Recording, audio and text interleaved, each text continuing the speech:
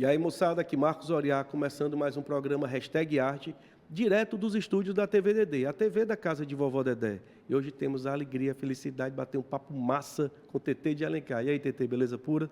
Beleza, ótima. Muito obrigada pelo convite. Que massa. Estou super feliz de estar aqui. Conheceu a casa? Conheci, fantástico o projeto. É lindo, né? Eu fiquei impressionada, gente. A gente entra na porta ali da frente da casa de Vovó Dedé e não imagina esse mundo, né? Abre o mundo, né? Você abre para o mundo. Aquela salinha pequenininha que você espera ali, você entra, é outra dimensão. Outra dimensão. Total. Violão, violino, violoncelo, né? Oportunidade para essa garotada, né? Tanto da Barra do Ceará como de toda Fortaleza, porque vem gente da cidade toda para cá. E a casa de Vovó Dedé tem uma escola de gastronomia, né? Sim. Vários estúdios. E essa garotada é preparada para a vida por meio da arte, né? Arte salva, né? Arte salva. Arte salva. Pois é. E todo dia nos salva, né? E salva a gente, nós somos artistas, e salva a galera que nem sabe que está sendo salva. Exatamente. Pela arte, né? É verdade. Nem sabe. E por falar em salvar, por falar em arte, como começou essa história linda e mágica de TT de Alencar com a arte? Como foi isso?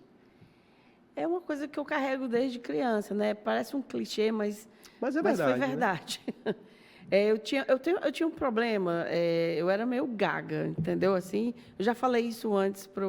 E eu acho que eu compensei em criar pequenas esculturazinhas, sabe? Pequenas coisinhas. Quando eu era criança, eu me comunicava melhor. Chegava minhas tias em casa, eu mostrava, olha o que eu fiz. E aí eu não precisava falar muito, né? Era a forma de se expressar. Sim, né? Sim.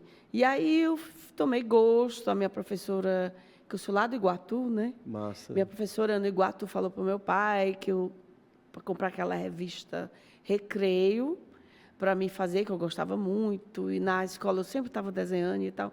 Então, eu acho que foi uma coisa natural, mas por necessidade também, né?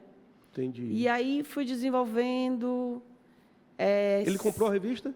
Comprou. Comprou, né? Massa. E comprou um livro do Renoir, que eu tenho massa. até hoje. Que maravilha. Pequenininho. Em Fortaleza. Ele viajou e comprou. Que massa. E aí, desde esse momento, começou a ter esse mergulho. É assim, eu não sei quem mais me influenciou. Para mim era natural querer saber. Para mim fazia todo sentido ver arte, olhar, descobrir, fazer coisas, né? Eu adoro ainda, que eu continuo fazer coisas com a mão e brincar com. Você abre um pacote, eu estou lá tentando. Você deve ser igual. Todos nós brincando somos com o pacote, ver o que é que você faz ali e tudo. Você não consegue ver algo e ver só aquilo. Né? Você está sempre olhando para a coisa e pensando o que pode fazer com aquilo. Outro exatamente. dia, é interessante, eu cheguei, essa questão do artista inquieto, né? A Lenise minha esposa colocou uma caixa fora. Estava uma caixa lá na garagem. Disse, para que aquela caixa?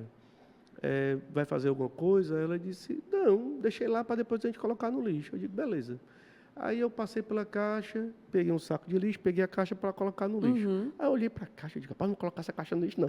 Aí voltei, peguei meu estilete, a caixa eu achei massa. Eu adoro pintar em papelão. Achei massa, aí quartejei, cortei a caixa todinha e deixei ela, fiz o formato de tela, né? E tá lá, pronto para pintar. Eu disse, cara, e aí você vê o suporte, né? E aí você abre um saco e já vê o que vai fazer com aquele saco, né? Pois é. Para fora da função dele, né? Da função. É um objeto, né? Um material que pode se transformar em algo fantástico. Né? Pelo menos na cabeça da gente. Né? E geralmente fica massa. E fica, né? Às vezes geralmente acontece fica mesmo. massa. Só em você estar olhando, só em você olhar e já vislumbrar outra coisa, isso aí já é formidável, né? É formidável, né? A imaginação. Legal. Isso desde muito pequena? Desde que eu me lembro, assim. Certo. E a infância foi no Iguatu? Foi até os 7 anos. Depois eu mudei para a Bahia. Foi para a Bahia? A gente morou 7 anos na Bahia, eu acho. Pô, que mistura massa, né? Que mistura massa. Maravilhosa, porque eu adoro a Bahia. Então, eu acho que a Bahia me deu muito impulso também. Com 7 anos já foi para a Bahia. E sempre nessa inquietação, né? Sempre. E lá, assim, já muda para Pantamá, né? Que na Bahia vem a cultura mais africana. Isso. E muito misturada, assim. Aí muita cultura, né? E muita cultura, né? Muita música, cultura. Muito tudo. Salvador? Foi para Salvador? Não, a gente morava em Vitória da Conquista. Que é massa, né? Que é muito bom. Maravilha. É maravilha. E lá eu estudei arte. Eu estudava na escola de freira, e as freiras, né, sempre estavam influenciando a gente, botando para fazer. A gente tinha aula de arte, né, com as freiras. E eu me lembro elas pediram para me pintar uma Virgem Maria, e eu pintei ela toda de rosa. Assim. E as freiras já me deram o carão ali, não, vou ter que fazer direito. Mas para mim era barba. Desculpa, eu não sou religiosa. Mas aí as freiras tinham uma artista chamada Marisa Fontinelli, que tinha acabado de chegar da Europa e abriu um ateliê em frente à nossa casa. Dando aula para crianças e adultos. E pediu às freiras para escolher 9 crianças, porque só tinha 9 lugares. E eles me indicaram, né? E em frente à minha casa. Aquela menina que pintou Nossa Senhora de rosa, aquela danadinha, ensina ela a pintar direito. E aí, papai, foi maravilhoso. Aí começou ali E era bem em frente em casa? À frente da minha casa. Caramba, essas coincidências que não são coincidências. Pois né? Pois é. Eu vivia demais. Lá, né? Lógico. Cadê? Tá lá no ateliê, né? Tá lá produzindo. E aí começou a aprender, foi estudar, né? Porque o estudo é muito massa, né? Porque aí começa a ter um certo... Aprende a técnica, né, Tetê? Pois é. Meu sonho era ser arquiteta, né? Mas é um sonho que eu acho que a gente foi convencido que era um sonho, né? Porque na época que eu nasci, todo mundo era arquiteto, por causa de Brasília e tal. Mas aí, quando a gente voltou para morar em Fortaleza, para me fazer o vestibular, eu não sabia que tinha que fazer um curso de aptidão. Tinha um teste de aptidão. E aí eu não passei, eu não tinha a mínima ideia. Eu sentei, gente, que é isso? Mas aí eu passei para química. Apesar de ter muita habilidade, né? Porque aí faltou só a preparação, porque aquele teste de aptidão de arquitetura, para quem estava fazendo aulas de desenho e de pintura e tal, era fichinha, com certeza. Só que aí você tinha que saber o que era. Não adiantava, a surpresa, né? foi que me deixou nervosa, assim, né? Você chega lá e tem outra coisa para fazer. Mas aí, tudo bem, eu passei para a química e eu descobri que a química é muito criativo, né? Interessante, né? O primeiro né? O primeiro exercício que a gente fez foi fazer um sabonete. E para fazer um sabonete, você tem pelo menos uns 10 ingredientes, né? Então, eu aprendi a misturar. Alquimia, né? Alquimia, e a arte é uma alquimia também, né? Com certeza. E aí, de lá, e trouxe isso a minha vida toda, a química, porque você tem vários materiais na sua frente, você mistura, você sabe que vai dar outra coisa. Pronto, você junta e cria algo novo, né? Então, a química tem essas possibilidades, né? Na verdade, é algo natural da química, né? Dos processos químicos. Você junta e tem uma reação e cria algo novo. Acho que a vida é muito isso, né? Sempre essa transformação. Tudo é química, né? Sim. Eu sempre digo, tudo é física e química. E a arte é isso. Né? Quando você pega uma aquarela ali, ou mesmo um desenho, ou grafite, o que for, ali tem muita química, né? Exato. Que massa, cara. Você então, a galera da química que vai para a arte. Tem uma galera da química eu imagino que sim. Tem uma imbricação aí, né? Tem. E aí fez o curso todo de química? Não. Como foi? Eu terminei porque, naquela época, a Universidade Federal tinha muita greve. E aí eles ficavam... O curso não ia para frente, né? Entendi. E mudei para a Unifor. Quando eu cheguei lá, o curso de Química fechou. Na Unifor? Eu falei, gente, é o destino. Eu vou parar a Química, eu vou para as artes. Então, já teve curso de Química da Unifor? Eu nem sabia. Tinha, mas foi rápido. Legal, foi rápido, né? Abriu e fechou. Né? Não, a TT está vindo aí. Pronto, ela vamos não fechar pode que ela tem química. Que ser artista. Acho que foi isso. Legal. E aí foi para a Unifor. E ainda fez quanto tempo na Federal? De Química? Federal tem 2 anos, assim. 2 anos ainda. 2 anos. E a Federal é massa, né? Tem um ambiente muito legal, né? Tem um clima universitário, não que as outras não tenham, mas a Federal é diferente, né? Era no PC? No PC. No PC, né? essas faculdades mais para a área de tecnologia, ali na universidade é mais para a galera das humanas, né? Pois é. E aí chegou na Unifor, 6 meses, fechou. Foi menos de 6 meses, sim. Foi só tu botar o pé mesmo? Foi, por aí. Aí mandaram eu escolher outro curso. Aí, como eu tinha paixão por arquitetura, eles não tinham, mas tinha engenharia, né? Entendi. Eu falei, vou fazer engenharia. Como se fosse a coisa mais fácil do mundo. Mas eu não tenho a cabeça do Ney, do meu irmão, né? De ser engenheiro. Então, aí ficou muito pesado, aí eu saí. Muito cálculo, né? Muita coisa. Aí saí. Acabou deixando. Uhum. E o desenho e a pintura que veio lá da Bahia, estavam presentes nesse tempo da química, da engenharia? Tinha muita influência na Bahia das decorações deles, né? Entendi. Tinha uma amiga da minha mãe que tinha uma casa que ela pregou pratos pela casa toda, não era só na sala, na casa toda. O quarto das filhas eram bonequinhas pregadas na parede toda. Era uma instalação, né? Era uma instalação. E até hoje é uma pessoa que eu me lembro muito dela, sabe assim? Nossa. E tem a coisa da Bahia, as igrejas, né? Muito ornamento, né? Tudo, os tecidos. Né? A arquitetura é linda, né? É maravilhoso. E aí tem toda essa aura, né? Você chega ali na Bahia, parece que passa por um portal, né? Você entra noutra vibe, né? E isso, tu trouxe para a química ou ficou lá? Quando entrou na faculdade de química, depois passou para a engenharia, continuou fazendo alguma coisa ou deu uma parada nessa época? A química eu não consegui levar muita coisa para a química porque foi tão confuso, né? E nem fazia nada paralelo nessa época? Continuava com alguma coisa de manualidade e tal? Não, eu acho que não. Mas eu sempre estava metida em alguma coisa. Eu cantei no coral. Cantou? Que legal. Até cantei com Eliezer de Carvalho. Eleazar de Carvalho. Massa. Né? E sempre me meti nesse tipo... Sempre teve com a arte próxima, né? Sempre. Legal. E o desenho voltou com força que horas? Quando? Desenho eu sempre desenhei, mas esse desenho que a gente está mostrando aqui, né? Nasceu no Ceará. Massa. Porque quando eu terminei o meu bacharelado em Liverpool, eu fiz um trabalho de tecido super transparente.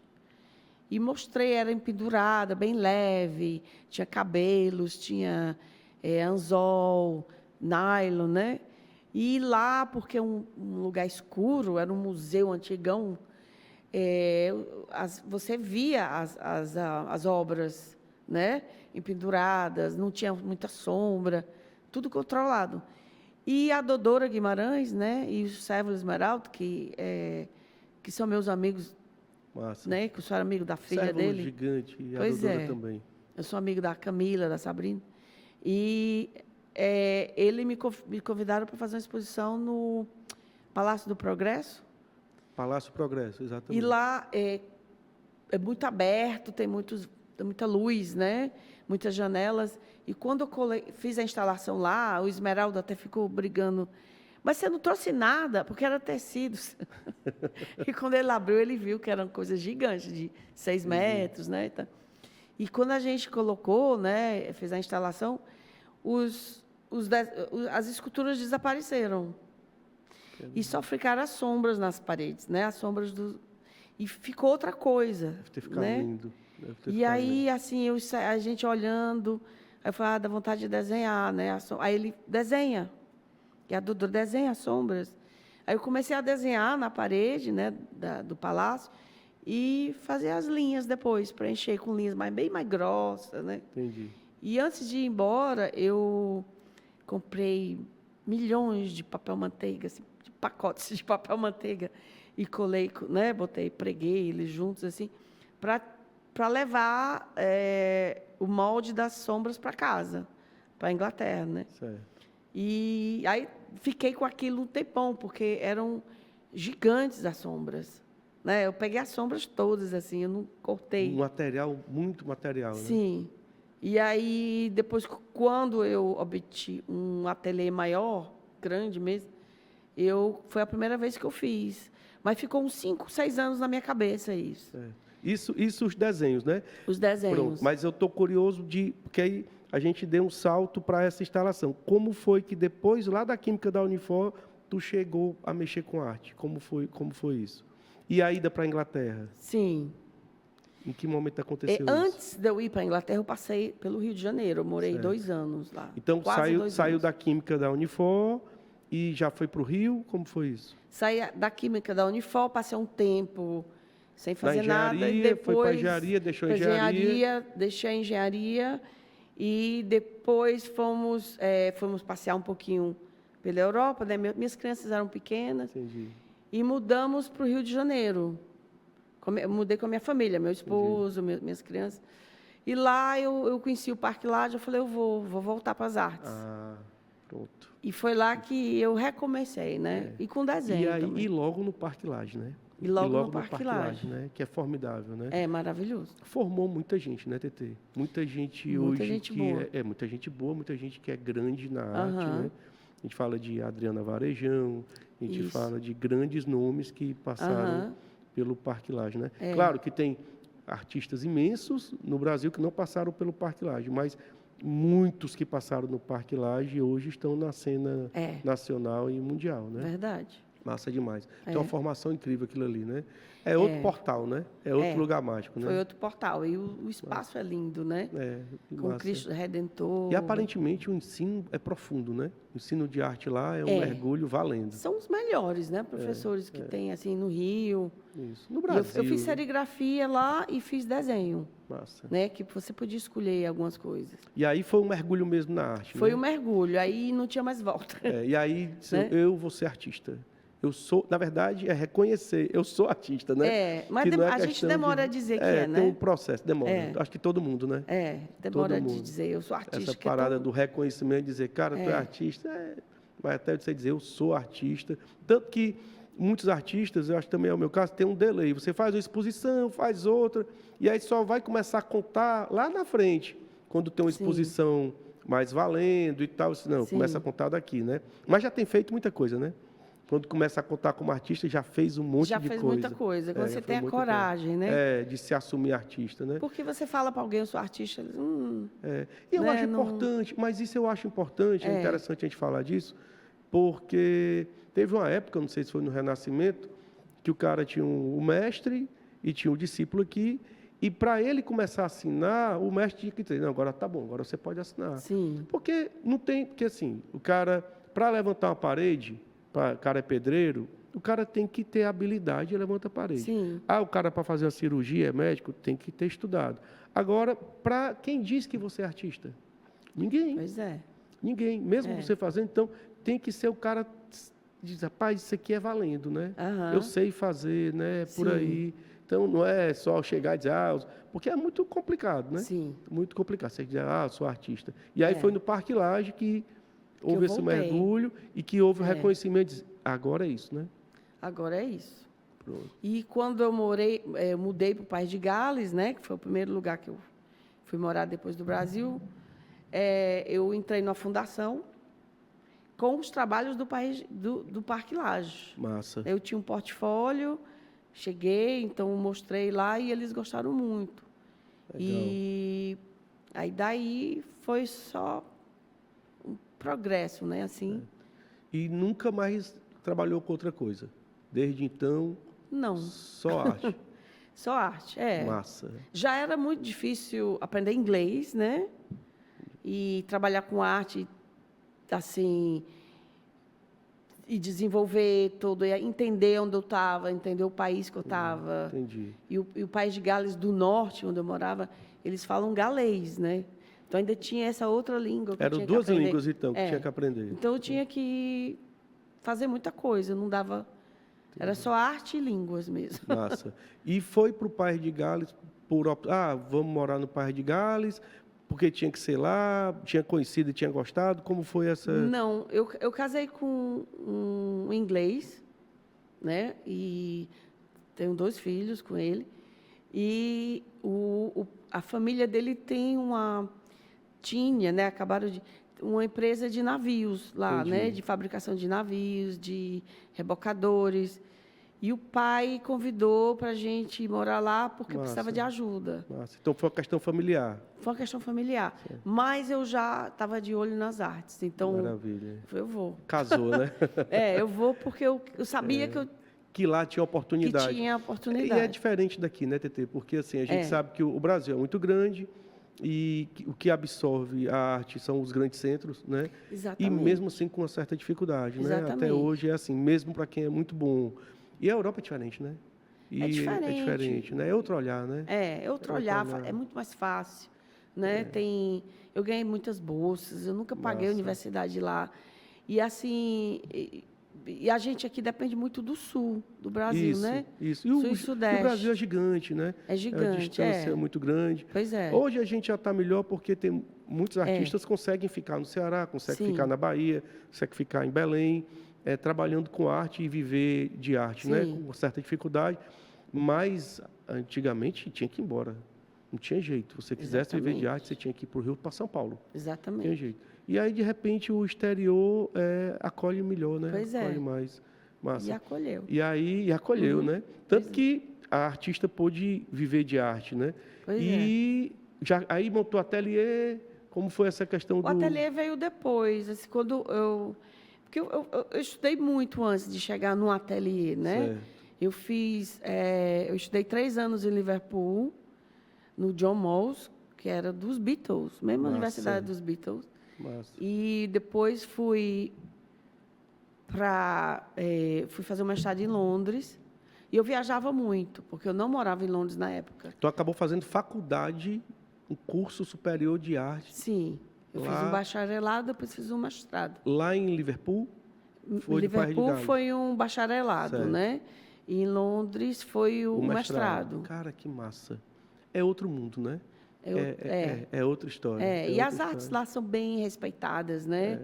As pessoas têm toda uma estrutura, tem as melhores universidades, né, e tal. É visto, inclusive, pelo que eu sinto, né? Passei uma temporada lá em Portugal, é visto como algo maior. Né? Aqui, agora está melhorando muito, mas antes era visto como algo menor. Né? Então, você tem as áreas do conhecimento, né? Você tem as tecnologias, tem as ciências, tem tal, não sei o quê, a filosofia. E a arte aqui era, é artista? Poxa, né? Lá não. Lá, é artista? Caramba, né? Que maravilha. Então, você viu o artista como algo realmente de destaque, né? Pois é. E aí você tem muito mais facilidade para transitar. Né? Pois é. É o segundo maior mercado de Londres, né? São as artes. Massa. Primeiro são os bancos, depois são as artes. O teatro, a música, né? Museu. Eles vivem disso. Isso não por acaso. Eu creio que isso devia ser no mundo todo, porque arte é patrimônio. Exatamente. Né? Arte é patrimônio. Eu digo muito isso aqui no Hashtag Arte. A galera diz, rapaz, tu quer guardar dinheiro? Investe em arte. Né? Pois é. Porque é como... eu acho que tá quase... Acho que é uma criptomoeda antes da criptomoeda, porque é algo único. Né? Porque é algo, você tem um trabalho de arte, só você tem aquilo. Uma obra, principalmente as artes plásticas, as artes visuais. Então, ali você tem um patrimônio único. Eu digo muito, até os diamantes são iguais. Exatamente. E a arte não. Exatamente. Só você vai ter aquilo. E perder, você não perde. Né? Se você investir em arte, perder. Então, parabéns para os ingleses, porque isso é fabuloso. Né? Pois é. Tem um exemplo, eu posso dar um exemplo? Assim, Pode, deve. Uma coisa que está acontecendo no momento. Né? Na minha galeria em Londres, tinha uma exposição do Chico da Silva. Pronto. Entrevistei nesse instante o Garcia. Como é que pode? Cadê o que estava lá na minha casa? Aí eu pergunto a todos os meus amigos, eles falam, não, desapareceu. E agora todo mundo quer. Eu fui no Rio, milhões de Chico da Silva. Eu fui em São Paulo, milhões de Chico da Silva. Quer dizer, a gente não está valorizando, né? Não. E agora melhorou muito, Tetê. Teve época... Eu conversei com o meu amigo outro dia, que ele ganhou o Chico da Silva porque a pessoa que tinha achava feio, parece que tinha ganhado, achava feio e se assustava porque são aqueles bichos maravilhosos. Conversei com o Garcia sobre isso. O Garcia da escola do Pirambu, trabalhou com o Chico, né? Sim. Está com 74 anos produzindo, cara, massa, incrível, genial. E a galera não dava valor. Muita gente colocou Chico da Silva na rua. Pois né? é. Deu, Pois é. jogou fora. Jogou fora, E jogou fora ouro. Jogou fora ouro. Ouro, foi ouro. Jogou fora ouro, tesouro mesmo, né? E uma coisa formidável. E por que Chico hoje está com destaque mesmo? Porque é único. Porque é de uma criatividade, é de uma beleza. Exatamente. E aí, porque toda obra de arte é única, mas tem trabalhos que são mais ainda, né? Sim. É o caso de Chico da Silva. Aí está aí. E na Inglaterra, uma exposição de Chico da Silva, Pois né? E o cara comprou por R$200 e jogou fora, e hoje está 200 mil. Né? E a dona da galeria, você tem um? Eu tive. Não. Eu tive, né? Eu tive. Não sei cadê, né? Não sei cadê. Exatamente. Mas é isso. E essa valorização, ela é fundamental, né? Ela faz a diferença. Né? E o Brasil, nós somos celeiro. Exatamente. A gente não dá valor. O Ceará, né? Tanta gente boa. Se eu estava conversando outro dia com a minha esposa, dizendo, um cara desse, no exterior, era rico. Porque dinheiro é importante. Cara, porque dá conforto, né? O cara trabalha a vida toda, né? Tem algo que ninguém tem, que é esse dom, esse talento, essa criatividade, né? E era para estar vivendo muito melhor. Pois é. Né? Aí o cara tem que ir embora, né? Sair da família e tal, para poder ter esse reconhecimento, né? É punk. Mas ainda bem que, pelo menos, tomara que a galera consiga enxergar isso algum dia e trazer de fora esse olhar do valor da arte, né? Mas tem que começar onde a gente está. Tipo, o Ceará tem que dar valor, né? Exatamente. O Ceará dando valor, o resto do Brasil vai Já enxergar. melhorou muito, né? Hoje nós temos equipamentos, hoje temos a Pinacoteca, temos o Dragão, né? Pois é. Espero hoje a galera, eu digo muito isso aqui no Hashtag Arte, compre arte. Tinha uma propaganda que dizia assim, compre determinada coisa, que eu não vou fazer a propaganda aqui, né? Mas eu digo, compre arte, tenha arte em casa. Pois é. Né? Porque embeleza a sua vida e embeleza seu bolso. Sim. Né? Isso é investimento, às vezes, né? Sempre é investimento. E aí, do mestrado, o ateliê, né? Sim. E como é que funciona isso? Como é que funciona o circuito de arte lá, sistema de arte lá da Europa, lá da Inglaterra? Eu conheço mais da Inglaterra, né? O resto da Europa, mais ou menos Paris, mas funciona com muito apoio, né? Com muito apoio do governo. Por exemplo, meu ateliê foi sustentado pela Fundação Cartier, agora é sustentado pela Prefeitura de Londres. Que maravilha! É o ateliê mais velho de Londres, tem 50 anos. E é um armazém super antigão, assim, e com 180 estúdios. 180 estúdios. São 180, são mais do que 180 artistas, né? Porque tem ateliês que dividem, né? Alguns dividem. Que maravilha. E eu estou lá há 14 anos, mas, assim, quando eu estava fazendo mestrado ainda, eu coloquei meu nome na lista desse ateliê. Na fila. Que se chama Acme Studios, né? Eu coloquei meu nome na lista, para esperar, antes de terminar. E 5 anos depois que eu consegui. Caramba! Então, eu não saio mais lá nunca, só se quando o prédio cair. E é muito legal, a gente tem isso. Não é nada fantástico, assim, é um prédio velho, né? Que tem segurança mas é fantástico, né? É fantástico. É fantástico, porque se você pensar bem, você ter um ambiente que deve ser um prédio tradicional, um prédio antigo, onde estão mais 180 estúdios, e isso é público, né? Pois é. É bancado por uma fundação, é bancado pela prefeitura e tal. Isso é formidável. É uma caridade, né? Ele tem um status de caridade. Então, o aluguel para a gente é bem barato. Entendi. Os impostos deles são baratos. Na verdade, é assim, é subsidiado, né? Como se ele fosse subsidiado, né? O Estado banca aquilo, né? É massa demais. Porque proporciona, faz com que você possa trabalhar e você não tenha aquele peso. Porque uma das coisas que mais pesa para o artista é onde produzir. Pois é. Né? Ateliê. A maioria dos artistas produz em casa. É legal produzir em casa, eu produzo em casa e tal, porque a gente está em contato com... Mas ter um ateliê né, é muito legal, Porque é um local de venda, é um local de troca, né? É um local a gente abre o ateliê todo ano, né, para visitas. Maravilha. E vem muita gente, fazemos toda a produção, né, a publicidade, e é muito legal. E tem as galerias, né? Então, hoje a TT é representada por algumas galerias de... Eu trabalho com algumas galerias independentes, que é a Lamb Arts, né, em Londres, e tem a Almas Evi, a galeria chamada Almas Evi. Eu ia mudar o nome, porque é coisa de alma, né, assim. Mas é Partisans Evi, que eles mudaram agora, né? E algumas galerias, eu trabalho muito com o Movim, na Espanha, um museu, e eu tenho uma exposição permanente no outro museu na Espanha, perto de Valência. Massa, massa. Ou Pronto. seja, já não está mais só em Londres, né? Não, já viajei bastante. Massa, assim. Massa. E tem também aqui no Brasil, tem também aqui no Ceará, ainda tem? O Leonardo? Ainda está representado? Ainda estou com o Leonardo Leal. Massa, sim. Massa. Muito bom. O teu trabalho é formidável, né?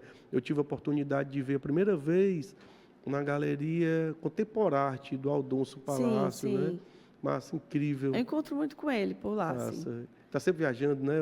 Ele tá até lá em Londres agora, perguntou se eu queria jantar, mas eu ainda estou aqui. É incrível. E um trabalho de desenho de grande dimensão, né? Sim. E que é difícil trabalhar com grande... Sim, aí teve um momento que teve aquela parada com o Cérvulo e com a Dodora, né? Que já estava lá e veio fazer uma exposição aqui e acabou fazendo esse trabalho juntos. E surgiram os desenhos. Isso, né? isso. Então, nasceram no Ceará, né? São nascidos por causa aqui, da né? luz. Assim como artista. Pois é. Então, foi uma super lição sobre luz, né? Luz e sombra, né? Luz e sombra. Que tem muito no teu trabalho. Tem bastante. E a dificuldade que eu vejo que são os trabalhos de desenho de grande dimensão. Sim. Porque para você perder a mão num desenho muito grande, é muito fácil você perder a mão, né? Porque a dificuldade, o desenho, você fazendo um desenho pequeno, beleza. Sim. Mas quando você faz um desenho gigante, de 2 metros, eu acho que até de mais, né? É muito difícil. E sabe que eu nunca errei? Nunca errou? Eu acho que eu fiquei 5 anos desenhando a minha cabeça. E quando eu comprei um rolo de papel assim, gigante, né? Botei lá e tudo. E comecei a desenhar, eu nunca errei. Rapaz, automático. Sim. Rapaz, Tetê, ainda bem que não sou só eu. A minha esposa está ouvindo isso agora. Às vezes ela olha para mim e diz, cara, tu está pensando que eu estou fazendo o trabalho aqui na minha cabeça. Ele disse, está fazendo trabalho na minha cabeça? Estou fazendo aqui. Você vai produzindo na cabeça, aí tem uma hora que você vai para cima do trabalho, né? Então ele fica ali, acho que é como se fosse um computador, a memória, você fica produzindo. Você vai resolvendo os problemas, vai resolvendo. Né? Aí tem a hora de você materializar.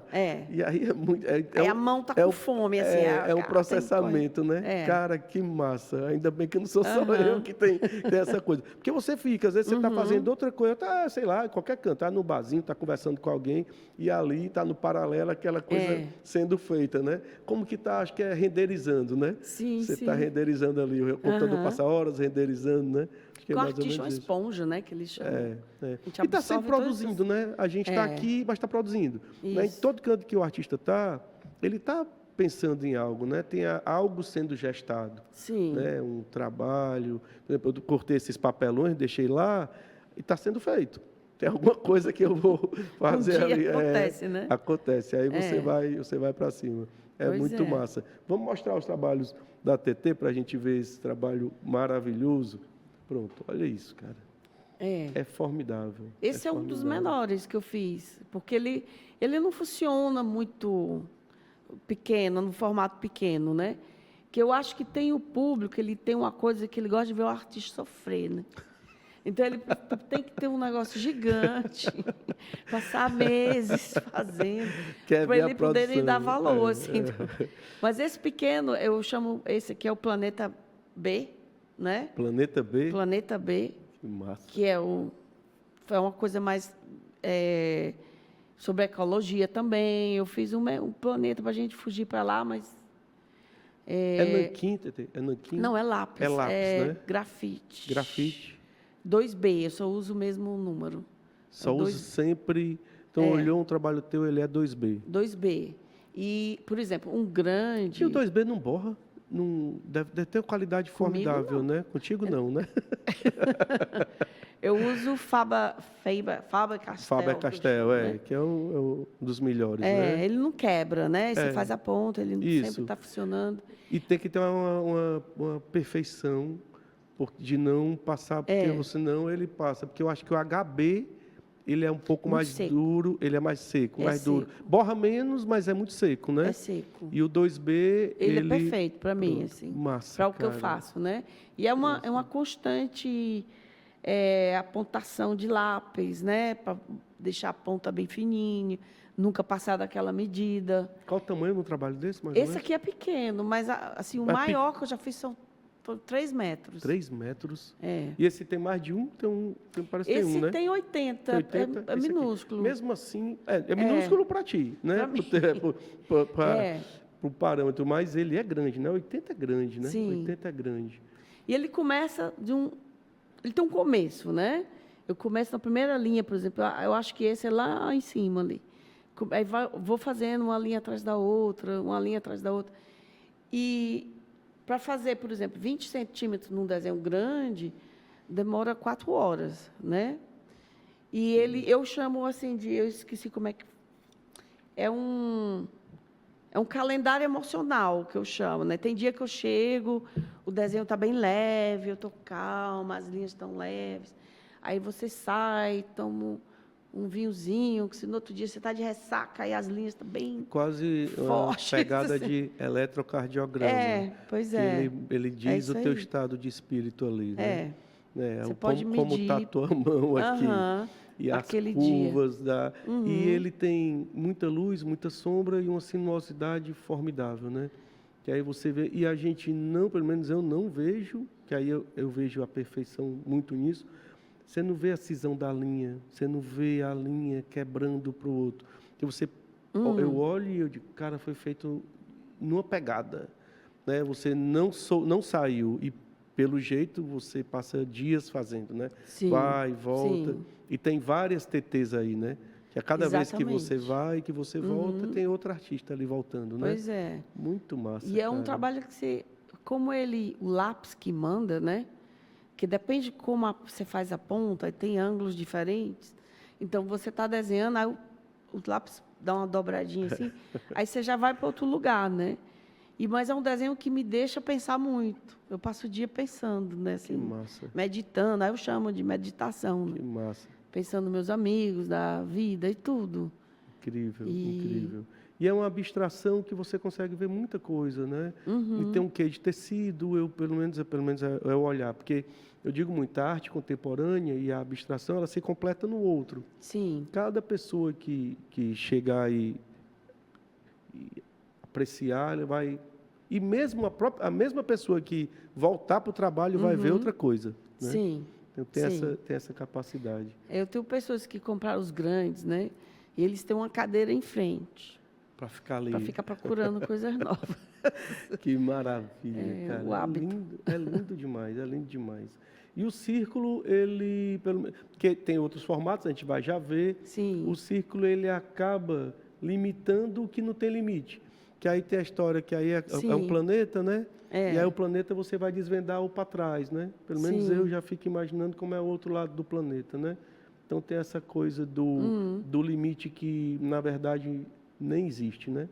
Nem existe. É um limite mais para mim, né? Porque se você deixar o desenho, papel pronto, todo. É o limite então, para artista, eu me dou um né? limite, porque vai ser um abuso da minha mão. E tem uma hora que passar horas desenhando. E a escolha da forma da ortogonalidade e dentro dessa liberdade imensa, né? Lindo demais, cara, lindo demais. Vamos para frente. Muito lindo. Esse é enorme. Esse tem mais de 2 metros. Poxa vida. É uma lágrima, né? Que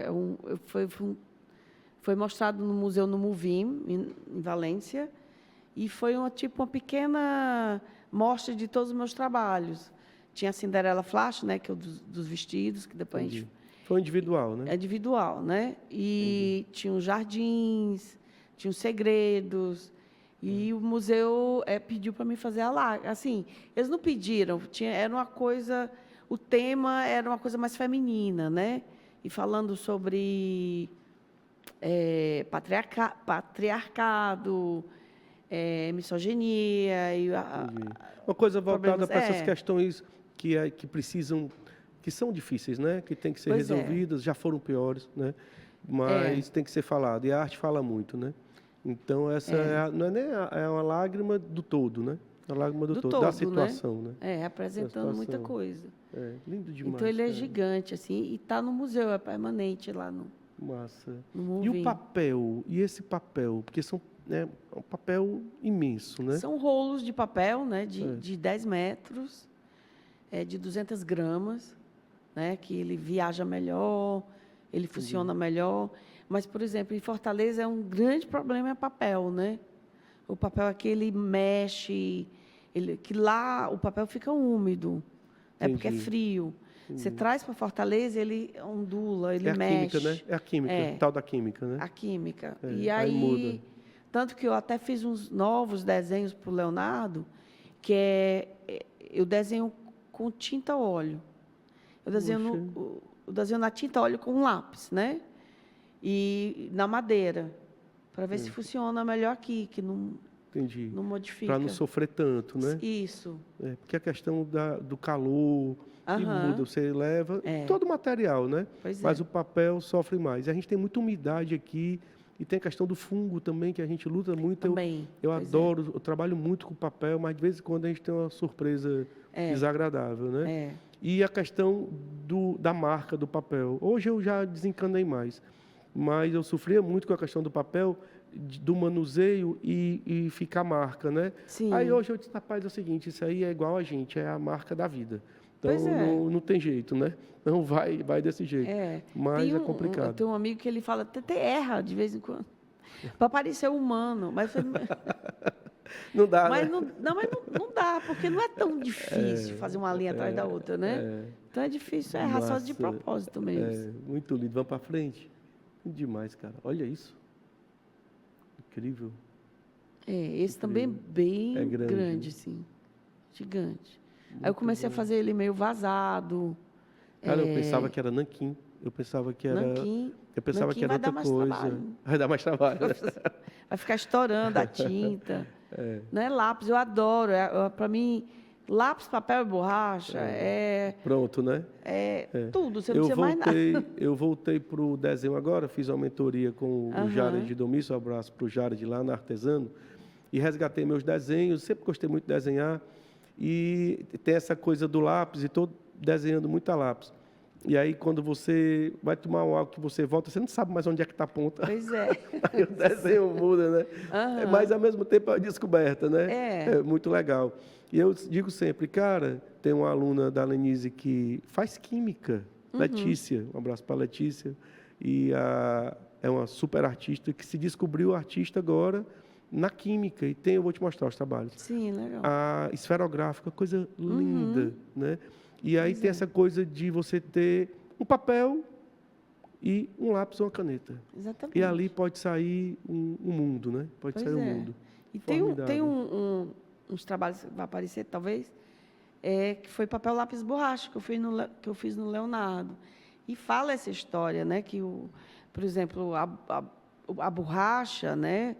Ela tem um histórico muito horrível e interessante, né? Que teve o meu avô, ele na época da exploração da borracha, né, no Acre, ele foi para lá, né, muita gente foi escravizada. Isso. Que iam achando que era uma coisa, ficava lá, né, preso, não sabia como voltar. O papel, a mesma coisa, teve guerra entre a China e a Espanha por causa do papel, né? E o grafite foi descoberto na Grã-Bretanha, né? Dentro das cavernas de carvão, né? Que eles tiravam carvãos, né? E muita gente morreu, sufocado com carvão. Ou seja, tem uma origem complexa, né? Pois é. E, então, são materiais que você acha que são lápis. Mas não é só um lápis. Mas vai ver como foi para chegar aqui, né? E para mim, assim, é um básico, o material mais importante que a gente pode ter, né? E é tudo, né? Que é como a criança começa a escrever, é de onde vem a educação, a alfabetização, tudo passa pelo lápis, pelo papel e pela borracha. Né? E é barato. É acessível. Né? Né? Você faz um negócio de 3 metros com um lápis, uma borracha. Borracha eu nem uso tanto, mas o papel, lápis, né? Maravilhoso. Vamos para frente. E aí já são instalações, né? São jardins. É aquela coisa, você falou que a gente vê o material e fica brincando ali, né? Eu comprei uma caixazinha numa feira. Na Inglaterra tem muita feira de coisa velha, né? Tinha uma caixinha de joia, bem antigona, e eu tinha essas árvorezinhas no ateliê. Massa. E, do nada, eu coloquei a árvore na caixa de joia, né? Aí você fica olhando e começa a ver. Porque, geralmente, o artista, a ideia vem depois, né? Você não sabe por que fez, mas depois... Interessante isso, depois né? volta. Interessante. O que é que eu estou fazendo aqui? Tem um impulso que tem um propósito e depois é que a gente vai entender. Depois que a gente vai entender. Ou alguém explica para a gente. Né? Mas aí já está pronto, né? Porque aí, pelo menos, a gente está tendo agora... Esse programa vai passar muitas vezes por muito tempo e é importante a gente dizer que está sendo feito na época da COP30, né? Em Belém, e que lá estão falando que as árvores são joias. Exatamente. É isso. Exatamente. Então, é isso aí. Né? A árvore não tem nada mais precioso né, para a vida do que a planta. Aí a gente fala de fotossíntese, né, que a gente estava batendo papo aqui um pouco antes do programa. Então, é isso. Né? Pois é. Aí depois vai dizer, rapaz, por que eu fiz isso? Pronto, tá aí. Você antecipou. Esse trabalho é de quando? Peraí, foi 2000... Ele não é velho, assim, foi 2013, 2014. Mas já faz um tempo, faz um né? tempo, né? Nada mais atual, né? Do que a árvore como joia. E aí volta a mesma história do lápis, do papel e borracha, né? Quando você ganha uma joia, você compra uma joia, você presenteia ou você compra você não está imaginando de onde vem aquele ouro, de onde vem as pedras preciosas, né? Tem muita exploração humana. Demais. Os garimpos são complicados demais, né? Tem um trabalho agora, uma árvore que estava no Léo, que se chama Frutas Vermelhas.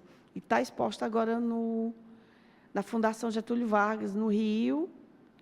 Abriu agora, está lá, e a exposição se chama Adiando o Fim do Mundo. Adiando o Fim do Mundo. Com a curadoria do Ailton Krenak e do Paulo Reckenhoff.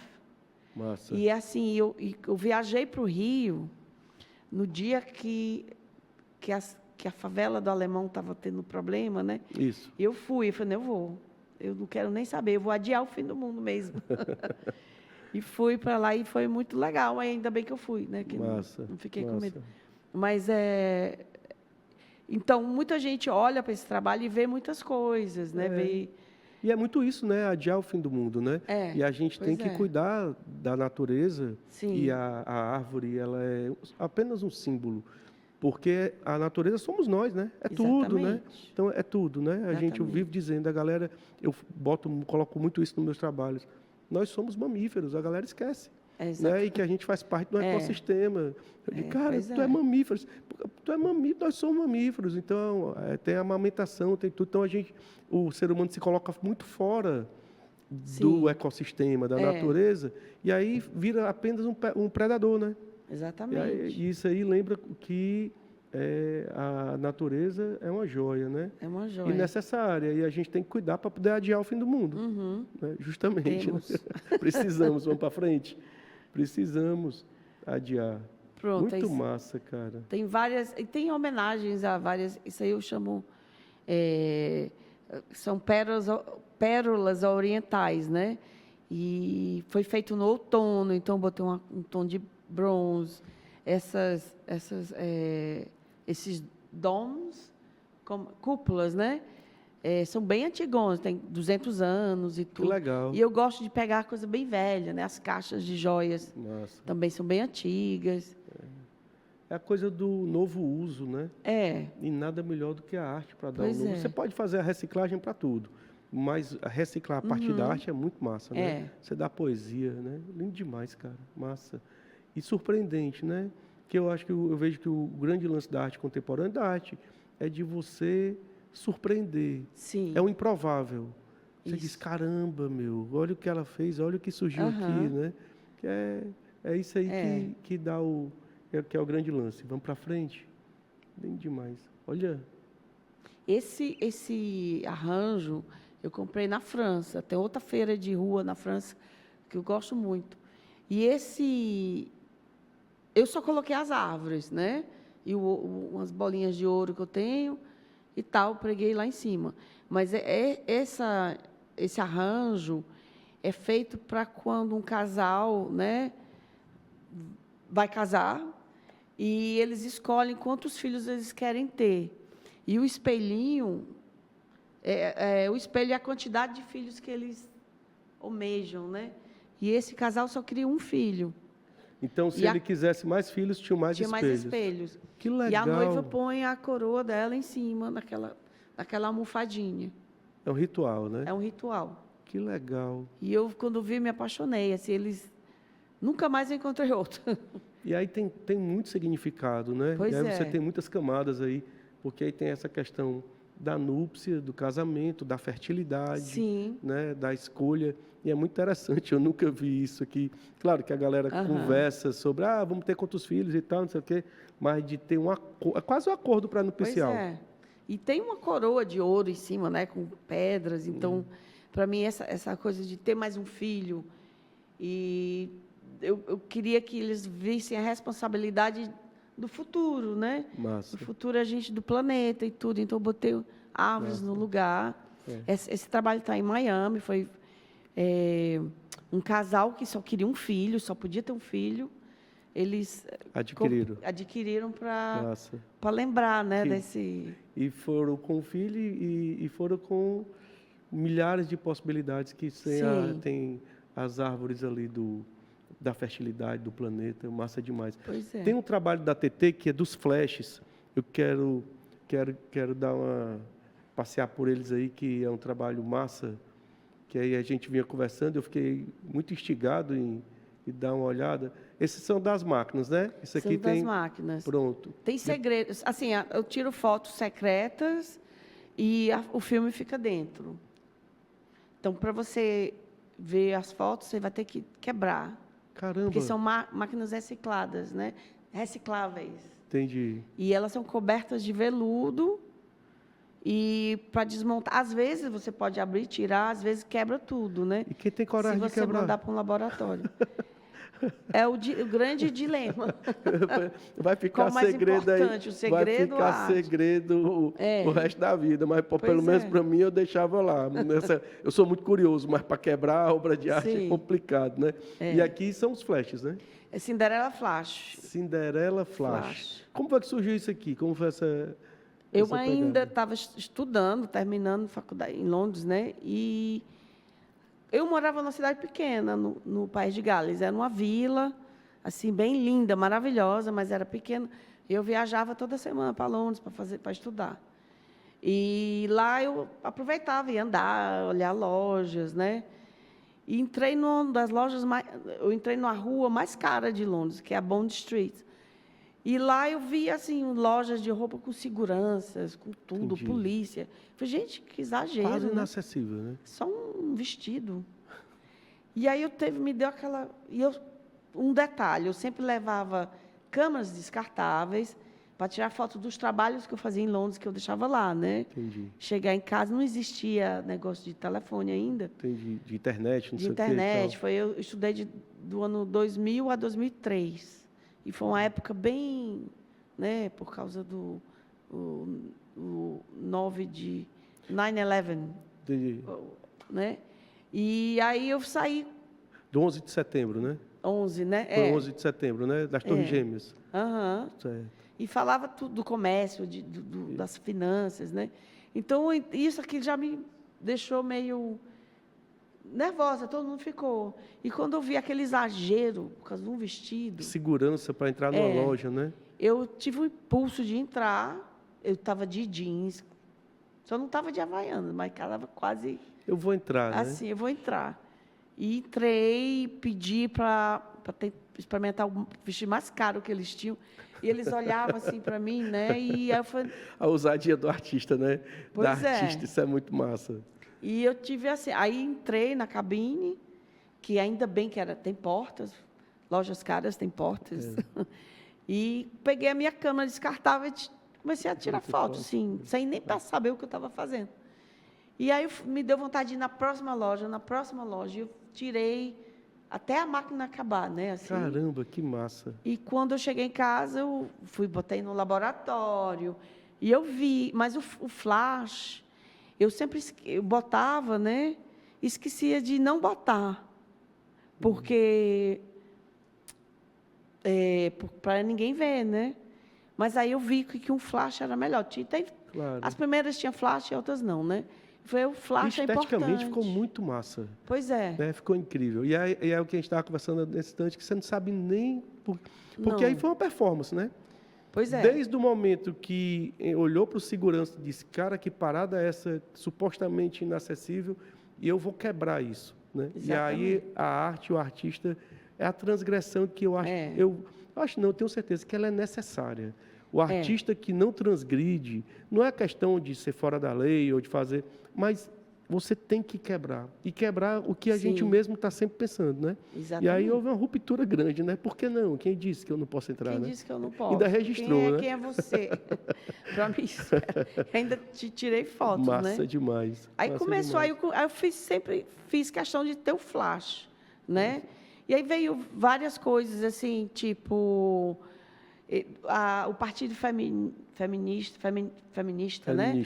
Em Londres descobriu o trabalho e levaram para um lado bem político, assim, né? Do número 0, roupa número 0, né? Porque as modelos tinham que ser super magras. Massa. Aí questionava o tamanho dos vestidos. Ou seja, virou uma... Que eu vejo que a arte ela tanto tem a questão estética quanto a questão política mesmo. Isso. Né? De ser um grito, né? E ali foi um momento de grito, de dizer, cara, porque aí não tem só a mulher, tem a cidadã, tem a pessoa, e de você ter uma barreira supostamente intransponível que se só transpõe pelo dinheiro. Exato. Né? E por que não? Quem disse? E você vê que a gente ainda sofre muito isso aqui em Fortaleza, em todo canto, dentro das lojas, né? De vez em quando tem um problema sério com loja que você entra. Se você entrar, isso aí já fizeram, você entra todo empalitosado, abre as portas. Se a mesma pessoa chega mal vestida, lhe coloca para fora. Né? Então, o que é isso, né? Por que isso, né? Tem que ter coragem. E a pessoa, né? E a pessoa que está ali, né? Sim. Maravilhoso. Cinderela Flash. Maravilha. E tem um fato também dos tamanhos dos vestidos, que é importante. Que eles são minúsculos, mesmo, vamos dizer, na época eu era bem mais jovem, era bem mais magra. Então, o vestido eu usava 12, mas os vestidos 12 tinham um tamanho de 8. Assim. Caramba! Então, por que a mulher tem que ser tão magra, né? E esses vestidos tão caros. Uma ditadura, né? Aí vem porque eles querem controlar o corpo da mulher, né? Essas mulheres geralmente são muito ricas, têm maridos ricos. Dizer o que é bonito, o que não é. Dizer o que tem que ser vestido, o que é aceitável enquanto estética, enquanto beleza, né? Controlar... Ditar a beleza, né? Isso. E não é por aí, né? Não é por aí mesmo. E parabéns, cara. Teve vários questionamentos e eu deixo rolando, assim. Massa. Todo dia alguém descobre outra coisa sobre Cinderela. Maravilha. Cinderela Flash. E com a Cinderela Flash, a gente encerra esse hashtag arte fabuloso. Que bom. Muito obrigado, que coisa linda. Obrigada a vocês. E é interessante, essa questão da Cinderela Flash, porque aí a gente leva, que eu tenho estudado muito essa parada de arte contemporânea nas camadas, né? E aí você tem a camada que já vem com a gente, que é a Cinderela, né? E do flash, que hoje está todo mundo com o celular, nem o meu não está aqui, não sei porquê, eu deixei carregando, que está todo mundo com o celular na mão, né? Em busca e atrás de um clique, de um flash, né? Massa demais. Trabalhos atualíssimos e que aí eles vão só adiar o fim do mundo. Né? Vou pular para frente, né? Tentar, né? Pelo menos. Parabéns, CT, parabéns. Muito obrigada, lindo demais, gente. Cara. Lindo Estou demais. muito feliz de ter dado essa entrevista. E mostrar esse material fabuloso, né? De uma cearense alencarina, que é de Alencar, né? E que ganhou o mundo aí através da arte. Parabéns. Hashtag arte com TT de Alencar. Hashtag arte. Viva a vida, viva a arte, cara. Viva a arte. Lindo, cara.